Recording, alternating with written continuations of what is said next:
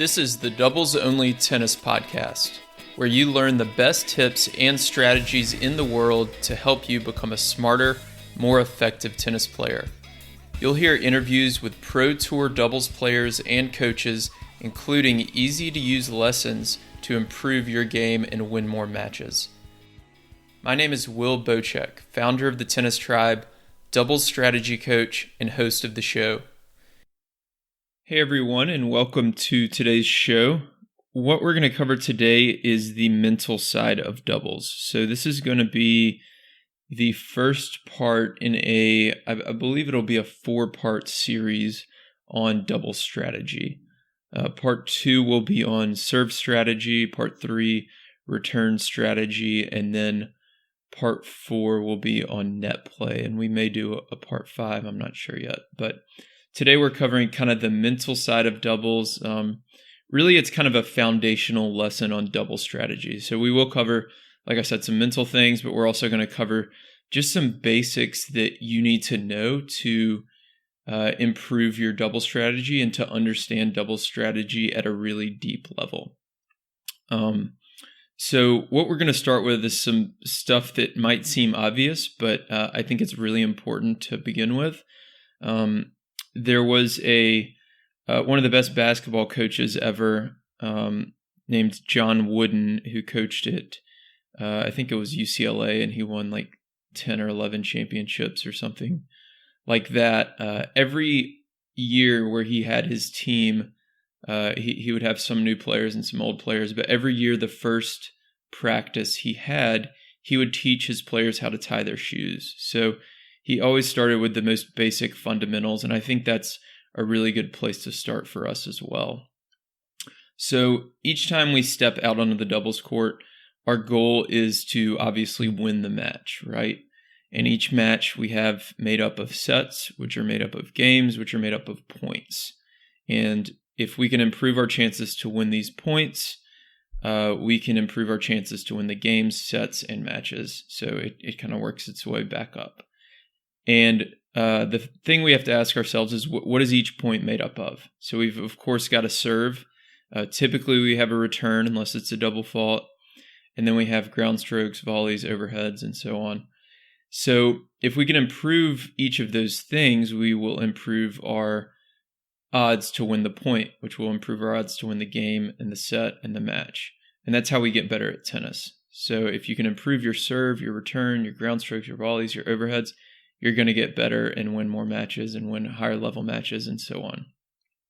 So one of the first things that I've learned over the last 3 years that's been most impactful to me is the rally length of tennis matches. So the average rally length of a given point.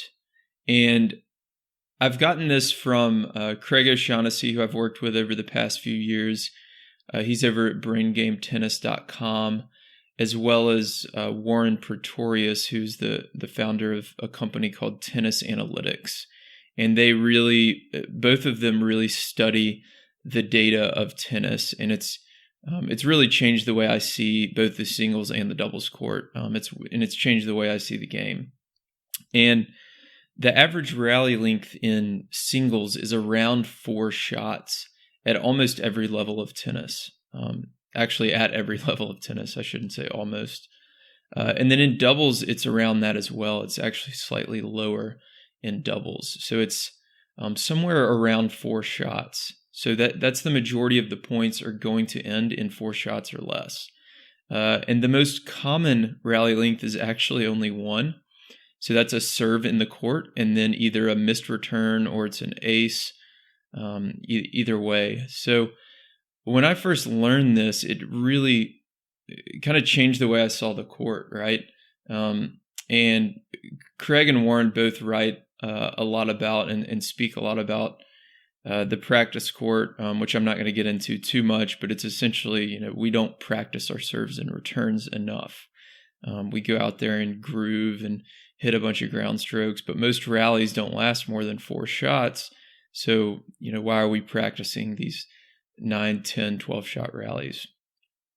But anyways, for the for double strategy, that helps us really focus on serves and returns. That can change kind of our mentality on the court.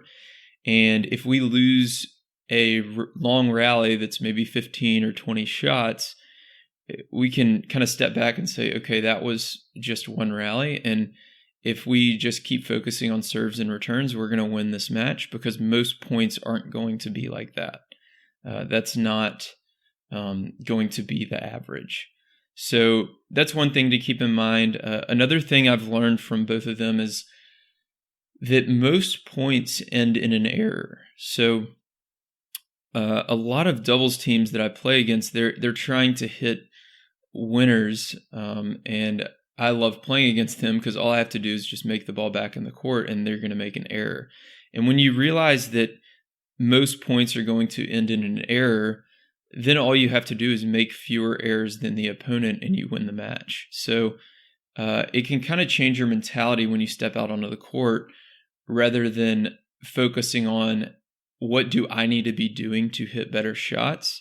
A better question to ask yourself when you step onto the court is, what can I do to make the other team hit more errors? How can I make them uncomfortable, right? So that might be hitting to their backhand volley instead of their forehand volley, or hitting with depth if they're serving and staying back to try to kind of push them on their heels, or moving forward in the court to try to put pressure on them and force an error, or moving laterally at the net to try to make them change direction on their return and miss. So all sorts of things like that can help put pressure on the other team and force more errors. And because we know most points are going to end in an error, we can really focus on that when we go out to the doubles court.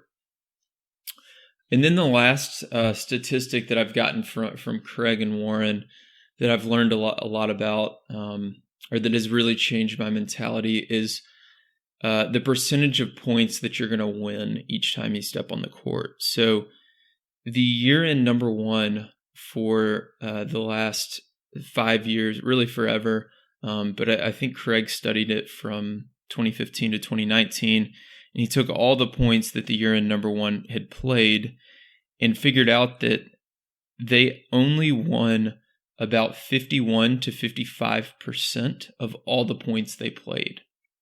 So that's Novak Djokovic, Rafael Nadal. And in doubles, I haven't looked at the data, but I'd imagine it's probably even tighter because doubles matches seem to be a little bit closer because it's harder to break serve. So with that in mind, that's, if you're the number one player in the world, you're winning 11 out of every 20 points, and you're losing 9 out of every 20.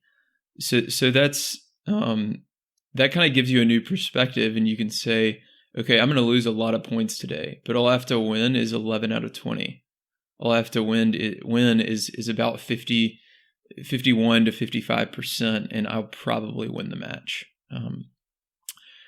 In Craig's new course that he created with Jeff Greenwald, who has a good website over at fearlesstennis.com, the new course they built together is called Getting Tight, and I helped them with some of the filming and stuff. They talk a lot about this, and they talk about junior players who get frustrated and how the juniors that they work with, they can tell them, when they lose a point, hey, that's one of the 45%. That's okay. Let's move on.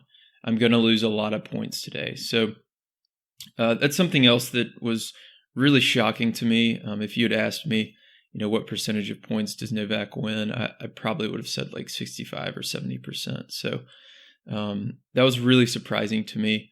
And I think it's kind of helped my own mentality and can help you when you step out onto the court. So moving on, next we're going to talk about some in-match strategy improvement and kind of how to view each point during a match. So when we're looking at improving during a match, the way I like to think about this is in tennis, in any given match, we have 4 types of points. So each point has 2 characteristics. At the end of a point, you can say, I won that point or I lost that point, which is really outcome focused. But you can also say, which is a better question, I either played that point well or I played that point poorly. And we want to focus on how well or poorly we played the point. So you hear a lot of great coaches like Bill Belichick and Nick Saban and Greg Popovich in professional sports. They all say, focus on process rather than outcome. And this kind of framework will help us do that. So with the 4 types of points, we have points that we win and we play well. We have points that we win and we play poorly. We have points that we lose and we play well. And we have points we lose and we play poorly. And there's 2 of those 4 points that really I see kind of get people into trouble. The first type of point is a point that we lost, but we played well. So let's say you're on the doubles court, you hit a good serve, the return comes back to you, you hit a good volley, and then you end up with an overhead and you miss it in the net. We've all had points like that where we, play a few good shots and then we end up with an overhead and we miss it and we get frustrated, right? I've done it 1,000 times. But the way we need to view this point is it's lost, but it's well played. So if we continue to play points like that, we're going to make that overhead 7, 8, 9 out of 10 times, and we're definitely going to win the match, right? So what I see a lot of people do after they miss this overhead is, they'll get really frustrated with themselves. They'll yell at themselves. They'll work on their overhead technique, which is usually not the issue, for another reason that we'll get into later. Maybe they'll hit a ball into the fence, whatever. They'll get really down. And what I've learned and tried to kind of train myself to do over the last several years is to, yes, you'll be disappointed for a second, but shake it off quickly and say, go over to your partner and say, hey, my bad. I'll make that 9 out of 10 times. So let's keep playing that way. That worked. We ended up with an overhead where we're going to typically win the point. Or if it's your partner who misses the overhead, go over to them and say, hey, you're going to make that most of the time. Keep it up. Keep playing that way. So that's the first category of point that can kind of get us in trouble. And, after the point, we need to think about, did we play that point the right way? Not what was the outcome of the point. The second type of point that can get us into trouble is points that we win, but we play poorly. So let's flip the script on that last point, and let's say the opponents missed an overhead. And what I'll see a lot of people do when their opponents miss an easy shot is, some people who, if you're a bad sport, maybe you scream, come on, or something like that. But people might give a little fist pump or whatever it may be, and they may be happy that they won the point, but they may not always kind of question, okay, what did I do wrong in that point to give them an easy overhead, right? Think about what could you have done differently in that point so that it would be a well-played point. Even though you won the point, you're probably not going to be able to continue to play like that and win the match, because that opponent's going to make that overhead, like we said earlier, 7, 8, 9 out of 10 times, and you'll lose that point. So we really want to focus on well-played points. And if we can have more well-played points, we can improve our odds to win the match. So that leads me to the next point, which is kind of another framework for thinking about how we can improve our in-match strategy and improve our chances to win the point. And what we want to think about is probabilities. So if you're not a big math person, that's okay. I'll try to explain this in pretty basic terms, but during a point, the odds of you winning that point change. So if I were, let's say, watching a point on TV, I could pause it and maybe just guess a number on who I think will win the point. Like that team has a 65% chance to win the point because they're serving and they have a first serve and the point hasn't started yet, right? maybe they miss the first serve and I pause it and I say, okay, now it's a second serve. They've got a 55% chance to win the point. And then if we hit play again and the serve goes in and the return is hit really well down at the server's feet while they're trying to serve and volley, I might say, pause it and say, okay, they've got a tough low backhand volley. I'm going to say that the return team now has a 60% chance to win this point. So at any given point, at any given moment in the point, we've got different odds of which team will win the point. And we don't have to be calculating this on a constant basis. Obviously, that's going to be impossible to do during the point, right? During the point, you're going to, be focused on playing. So the way we want to think about this is after the point. So after the point, we need to be looking back and saying, okay, like we were the serving team, and then the return team got the advantage at some point, and that's how we lost the point. At what moment did they get the advantage, and how can we prevent that from happening next time? So it might have been that returner is really grooving the cross-court returns, and they're able to put it at my partner's feet. So let's try I formation to try to make them hit that return down the line. Or maybe I need to do a little bit more lateral movement and fake to try to make them see me and force a few more errors to get them out of that rhythm. So we want to constantly kind of be thinking about these probabilities. A good analogy is kind of odds in poker. So I've got a blog post on this if you go to thetennistribe.com, and it's under the improve section. Click on the mental game and you can find the blog post there. But if you're a poker player, if you've ever played poker, you know that you have certain odds to win your hand. And if you have like a queen, for example, and that's the high card on the board, you probably have pretty good odds. But then if the next card is an ace and you don't have an ace, your odds go down. So it's kind of constantly changing. And we can view tennis in that same way. So to bring this to kind of a conclusion, I'll end with an example. When, let's say you're returning in the deuce court, right? And you have two options. Let's say you've decided you've got to look at a second serve, and this opponent's been hitting a weak second serve, and you've decided, all right, I'm going to go down the line here. It's a 40 love point, and I can take a big risk here or something like that. So you have two options. You can try to hit down the line and go for the all-out winner, aim for the doubles alley over the high part of the net, and if it gets by the net player, you're going to win the point 100% of the time. But how often are you going to make that? Let's say you'll make it 6 out of 10 times because it's a pretty weak second serve.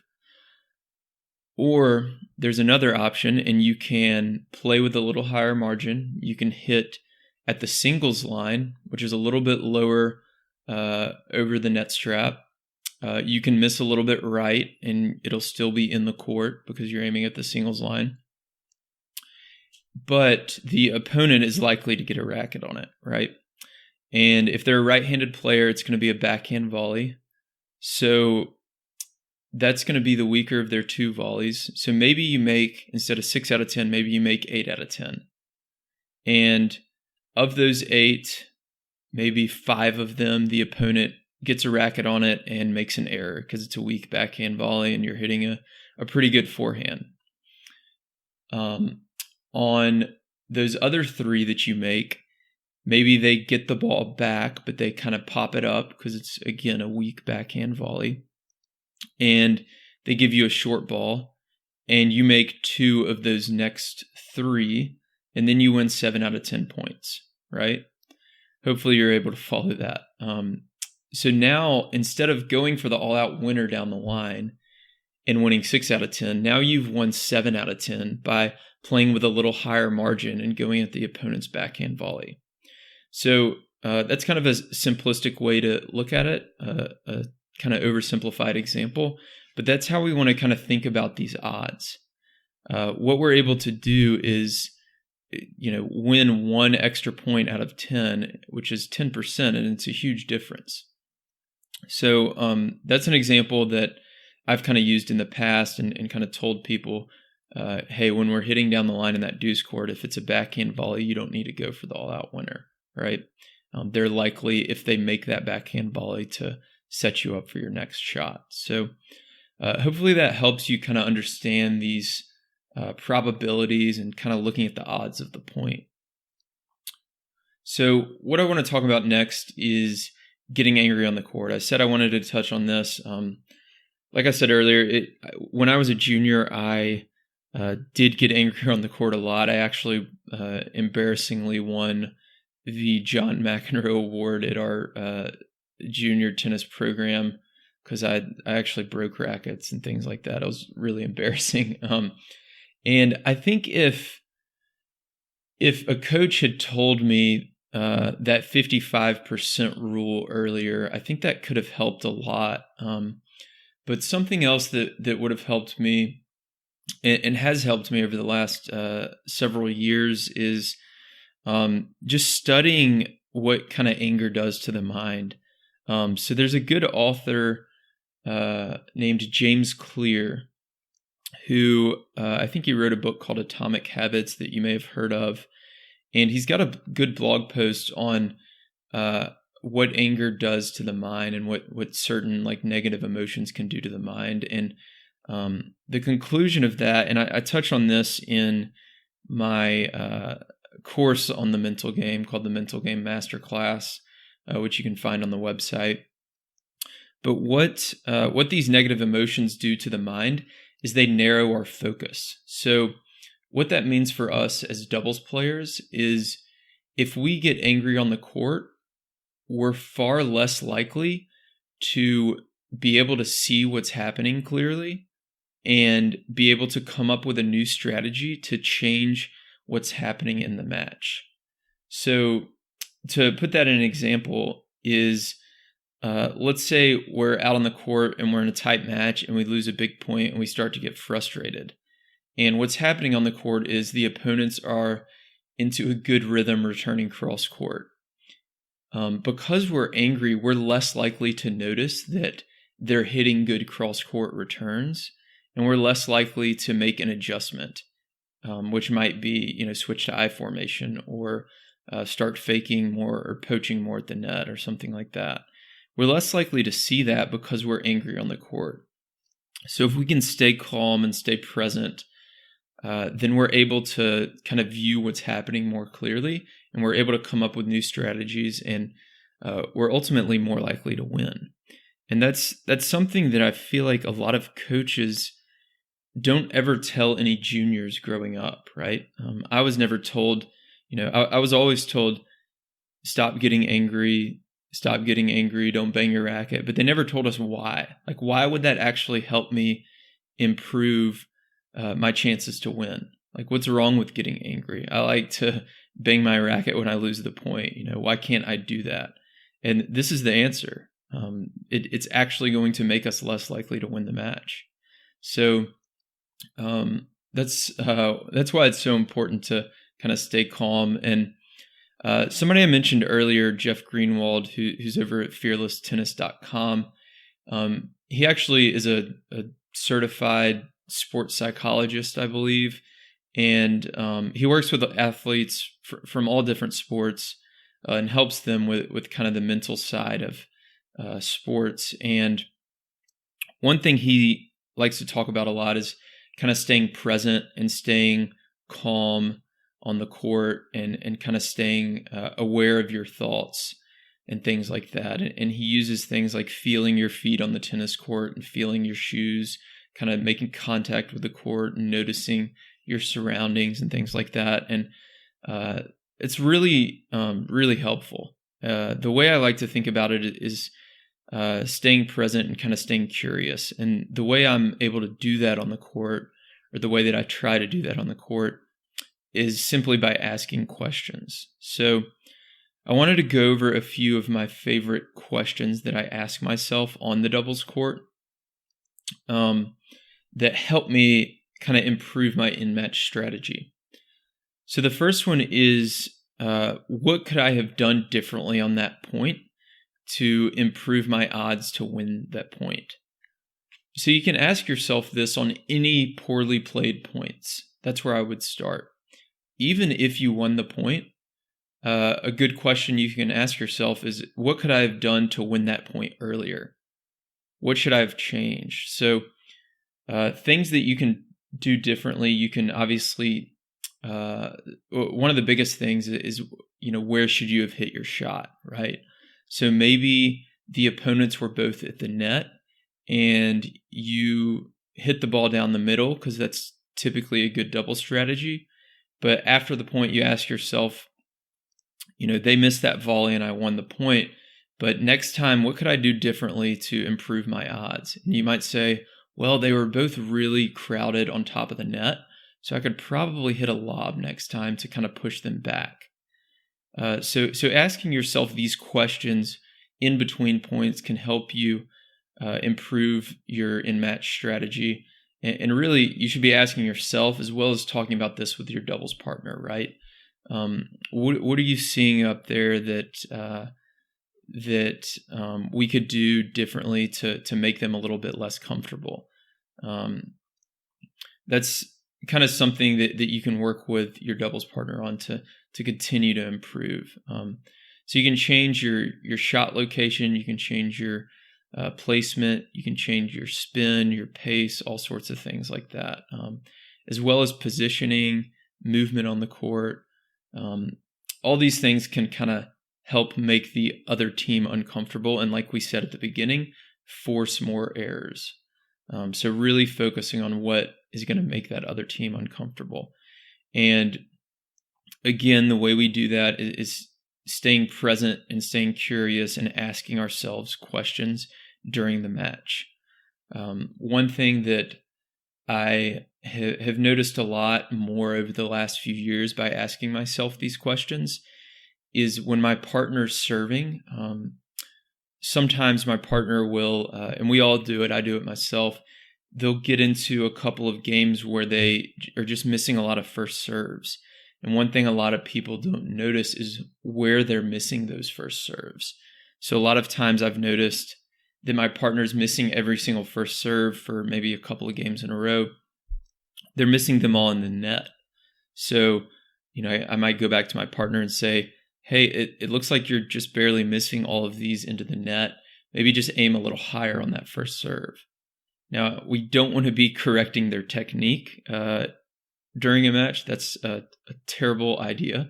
And we don't want to be correcting our own technique, and maybe we do a whole nother episode on that. But to just say, hey, maybe try aiming a little higher and see if that helps, could be a good helpful tip for your partner there. But the key here is to notice where things are missing, notice what's making the opponents uncomfortable, notice what's making you and your partner uncomfortable, and see how you can adjust some of the placement, the movement, the spin, the pace, all of these things. So moving on, the last thing I wanted to cover is the different roles on the doubles court. So when we're talking about the different roles on the doubles court, we have 4 different positions. I shared a lesson on this a few weeks ago in the doubles newsletter. You can sign up for that at thetennistribe.com, and went into it in a lot more depth there. But I wanted to touch on it briefly here on this kind of initial series on the mental game and double strategy. And the first position is the server, then we have the server's partner, and then we have the returner, and then we have the returner's partner. And we can break down doubles into these 4 positions, and we can talk a little bit about each of their roles. So to start with the server's job is to set up their partner at the net. So to put it that another way, an ideal point for the server is to make a first serve. In doubles, we generally want to make a higher percentage of first serves than we do in singles. So that means, if you watch pro doubles players, they're hitting with a lot more spin and a lot less pace on their first serves than the singles players are, because it's more important in doubles to make a higher percentage, typically around 70 to 75%, but I'm getting off track a little bit. So an ideal point for the server is to make a first serve, for a return to come back, and for their partner at the net to end the point with a volley, a 3-shot rally. They might end it with a winner by hitting an overhead or putting away a volley, or they might end it by forcing an error by hitting it at the returner's partner's feet, who's also up at the net, ideally hitting that at their backhand volley. So that's an ideal point for the server. So their job is to set up their partner at the net, because their partner at the net has first access to what Craig O'Shaughnessy calls the center window. He's got a great course called the 25 Golden Rules of Doubles, where he talks a lot about that on his website. And most points or most balls in doubles go through this kind of center window over the middle net strap. So the server's partner has first access to that. And I actually interviewed Craig in another episode, which was really good. You should definitely check that out. So that's the ideal point for the server. The server's partner, obviously their job is to kind of clean up anything at the net, any weak returns, things like that. But what's more is their job is to actually put pressure on the returner. So a lot of people make the mistake, especially at the recreational level. You don't really see this at the pro level, at least with the good doubles teams. But a lot of players make the mistake of being the server's partner, and they wait to see if it's a weak return, and then they go and poach and end the point. And yes, you should do that. You know, if a ball is really floating slowly over the net, go get it and end the point. But really, you should be moving before the return, as they hit the return, mixing up your movement up there so that the returners cannot get into a rhythm. Because if the server gets broken, it's just as much, unless there's a bunch of double faults, it's just as much the server's partner's fault as it is the server's fault. Because they need to be putting pressure and forcing missed returns. So that might mean calling things like I formation, calling poaches, calling fakes, all sorts of stuff like that to make sure that those returners do not get into any sort of rhythm on the return.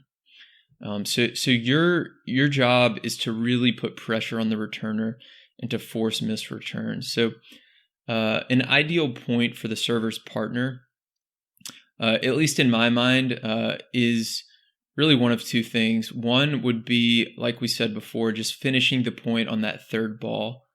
So that's an ideal point for the serving team in general. But my favorite type of point to win as the server's partner is when I'm at the net and I either poach or fake, and the returner tries to change direction or tries to hit their return a little bit wider than they should have because they see me moving and they miss. So essentially forcing an error on the return. And, there's two elements to that. There's, how good is the serve, but a lot of people underrate the movement of that net player in forcing the return error. So keep that in mind as the server's partner. So next, we'll touch on the return side of the court. The returner's job is to get the point back to neutral. So earlier we talked a lot about probabilities and the odds of each team winning the point and how it changes during the point. And before any point even starts, the serving team has the advantage. Their odds to win the point are always going to be above 50%. They get, like I said, they get first access to that center window area, and they get to hit a first serve before the point starts. And the returner has to make a return and get it past the server's partner, which is a very difficult task. They can't just chip a return back high over the net like you can in singles. So the return team is at a disadvantage straight away. And that's why the returner's job is to find a way to get the point back to neutral. So the best way to do that is to find a way to get the ball, get the return specifically past the server's partner. If you can do that, you can get the return back to the server. That will typically get you back to a level playing field. That'll typically get you back to about 50-50. Of course, there's exceptions to this, like if you hit a weak return, give them a short forehand, but it's going to be more difficult on first serves than second serves, but that's your job as the returner. Find a way to get the point back to neutral or get it back to your advantage. So that's why a good return strategy can be, go back cross court at the server. Low over the center net strap is a good strategy. You can hit lob returns over the server's partner. And we'll talk more about return strategy in part 3 of the series. But again, just focusing on finding a way to get that point back to neutral and getting the ball in play. And then the last position is the returner's partner. So the job of the returner's partner is to read the point and either extend it by playing defense or end it by playing offense. So this is the most difficult position on the court because they don't have, they're likely to be the last player to hit a ball. What they have to do is read the return and also read the two players on the other side of the net. So what they're looking for is to figure out, is my partner hitting a good return? Is the server's partner going to be able to hit a volley off of the return? And is it going to be an offensive or defensive shot? Or is the server going to be hitting the next shot? And is it going to be an offensive or defensive shot? So you really have to read all of these things at once and tell yourself, okay, do I need to be offensive? Is the return such a good return that we've tilted the odds back in our favor from having the odds in the server's favor? Or was that a defensive return and the opponent is going to have an easy high volley or a short forehand, and I need to be backing up to get ready for a defensive shot to try to stay in the point? So really, it's a tough position. We're going to get into it more in part 3, but that's what you want to focus on if you're the returner's partner in general.